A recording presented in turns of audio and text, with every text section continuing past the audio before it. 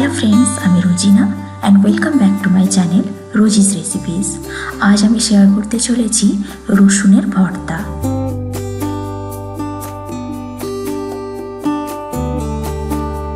এর জন্য প্রথমেই দুটো শুকনো লঙ্কা নিয়ে নিয়েছি, যেটা আমি প্যানে সেঁকে নিচ্ছি। আপনারা চাইলে আগুনে পুড়িয়েও নিতে পারেন।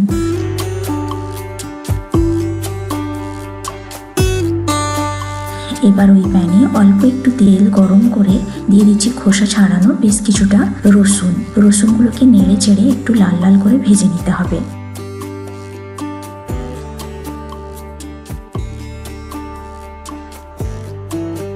যেহেতু এখানে রসুনগুলো আমার একটু সাইজে বড়, তাই সেদ্ধ হওয়ার জন্য কিছুক্ষণ ঢেকে দিচ্ছি।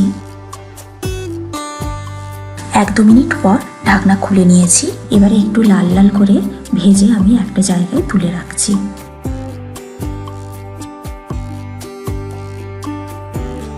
এবারে সেম তেলে দিয়ে দিচ্ছি কিছুটা পেঁয়াজ কুচি। পেঁয়াজগুলোকেও হালকা লাল করে ভেজে তুলে রাখবো।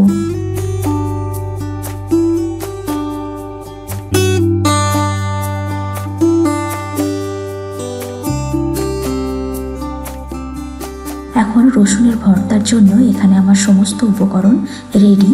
এখানে রয়েছে শুকনো লঙ্কা, রসুন ভাজা, পেঁয়াজ ভাজা, আর নিয়েছি কিছুটা পেঁয়াজ কুচি আর ধনেপাতা কুচি আর 1 ফালি লেবু। এবারে সব কিছু একসাথে মেখে ভর্তা বানিয়ে নিতে হবে।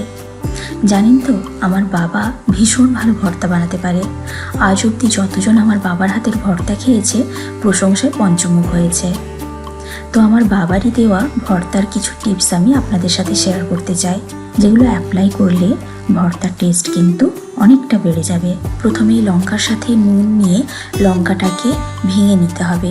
তারপর পেঁয়াজটাকে লঙ্কা এবং নুনের সাথে খুব ভালোভাবে চটকে মেখে নিতে হবে। ততক্ষণ অবধি মাখতে হবে যতক্ষণ না পেঁয়াজের রসের সাথে নুনটা পুরোপুরি গলে যাচ্ছে। এবার একে একে এর সাথে মিশিয়ে নিতে হবে রসুন এবং ভেজে রাখা পেঁয়াজ এবং ধনেপাতা কুচি। সবটা একসাথে খুব ভালোভাবে চটকে নিয়ে দিয়ে দিচ্ছি পরিমাণ মতো সর্ষের তেল আর দিয়ে দিচ্ছি লেবুর রস। ভর্তাতে কিন্তু সর্ষের তেলটা মাস্ট। সর্ষের তেলের ঝাঁঝটাই বেশি ভালো লাগে। এখন রসুনের ভর্তা আমার একদম রেডি। পরিবেশন করুন গরম গরম ভাতের সাথে। এর সাথে আমি নিয়েছি একটু আলু ভর্তা। ভিডিওটি ভালো লাগলে রেসিপিটি বাড়িতে একবার ট্রাই করার অনুরোধ রইল।